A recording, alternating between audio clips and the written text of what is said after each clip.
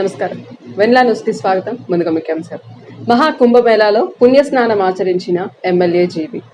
Leather పార్కుకు కేటాయించిన స్థలాన్ని పరిశీలించిన కొరియన్ బృందం.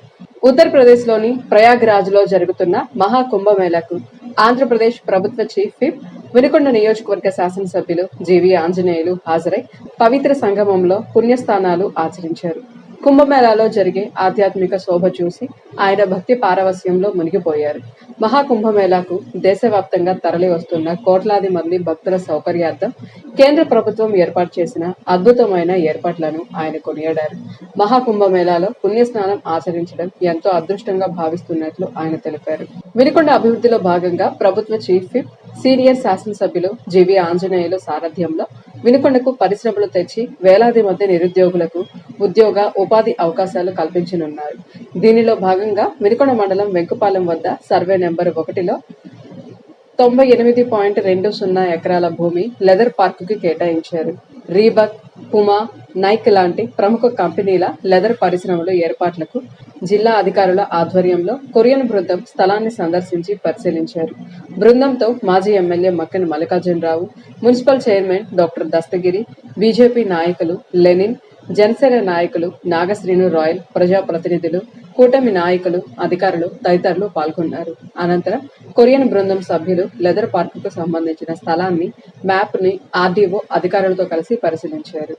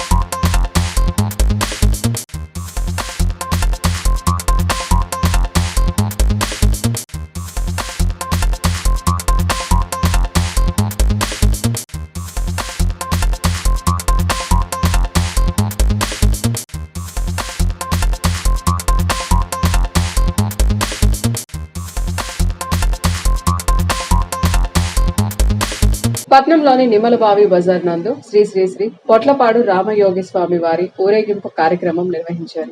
గత 23 సంవత్సరాల నుండి వసంతోత్సవాన్ని మాఘ పౌర్ణమి సందర్భంగా ప్రతి ఏటా నిర్వహిస్తున్న బద్దిక నరసింహారావు ఆధ్వర్యంలో నిర్వహించారు. కార్యక్రమానికి ముఖ్య అతిథిగా శ్రీ లక్ష్మీ నరసింహస్వామి దేవస్థాన ప్రధాన సేవకులు జాజుల మాల్యాద్రి విచ్చేసి స్వామివారికి కొబ్బరికాయ కొట్టి ఊరేగింపును ప్రారంభించారు.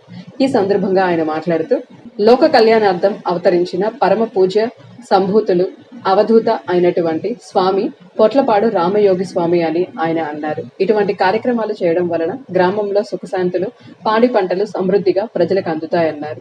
అనంతరం స్వామివారి ఊరేగింపు కార్యక్రమం పట్నంలో నిమ్మలబావి బజార్ నుండి దక్షిణ బజార్, బోసుబొమ్మ సెంటర్, మెయిన్ బజార్, స్తూపం సెంటర్, పాత శివాలయం మీదుగా ఊరేగింపు కార్యక్రమాన్ని నిర్వహించడంతో భక్తులు పెద్ద ఎత్తున పాల్గొని భక్తి శ్రద్ధలతో నిర్వహించారు.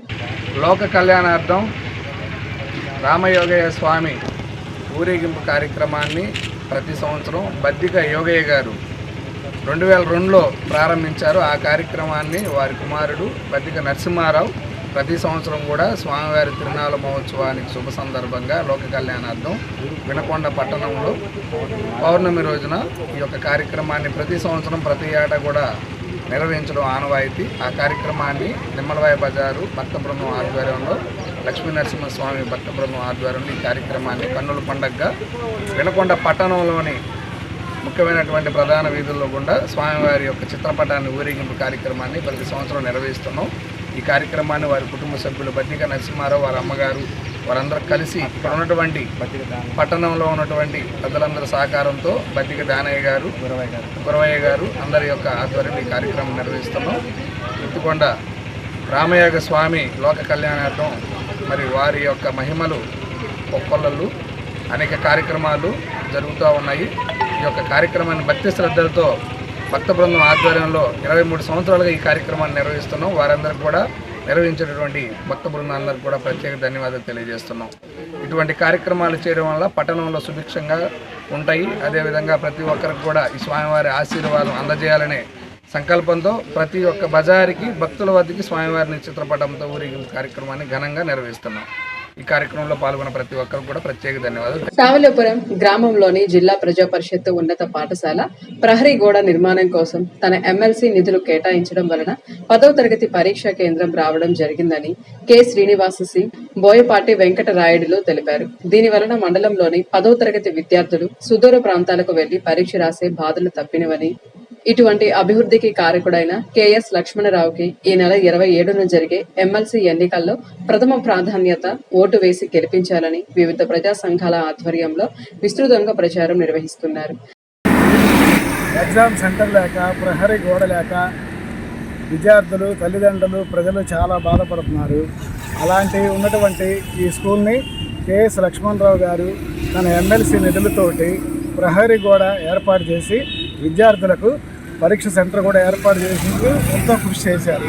కావున సావల్యాపురం మండలం ఎమ్మెల్సీ ఓటర్లందరూ కూడా కెఎస్ లక్ష్మణరావు గారికి ఓటు వేయాల్సిందిగా కోరుతున్నాం. మొదటి ప్రాధాన్యత ఓటు 1 చూపించి కెఎస్ లక్ష్మణరావు గారిని అఖండ మెజార్టీతో గెలిపించవలసిందిగా ప్రార్థిస్తున్నాం.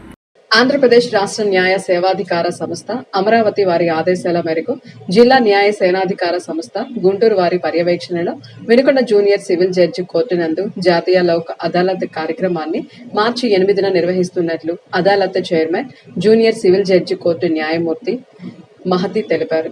ఈ లోక్ అదాలత్ నందు రాజీ పడదగిన సివిల్ కేసులు, క్రిమినల్ కేసులు, చెక్ బౌన్స్ కేసులు, రెవెన్యూ కేసులు, బ్యాంకు వివాదాలు, కుటుంబ తగాదాలు, మనోవర్తి వివాదాలు, ఫ్రీ లిటిగేషన్ కేసులు పరిష్కరించనున్నట్లుగా న్యాయమూర్తి తెలిపారు. పై కేసులకు సంబంధించిన కక్షిదారులు ఎవరైనా రాజీ మార్గంలో పరిష్కరించదలచిన వారు మండల న్యాయ సేవాధికార సంస్థ జూనియర్ సివిల్ జడ్జి కోర్టు భవనములు వినుకొండ నందు నేరుగా వారిని సంప్రదించాలన్నారు. ఇంతటితో వెన్నెల న్యూస్ సమాప్తం. తిరిగి రేపటి వెన్నెల న్యూస్ లో కలుసుకుందాం. నమస్కారం.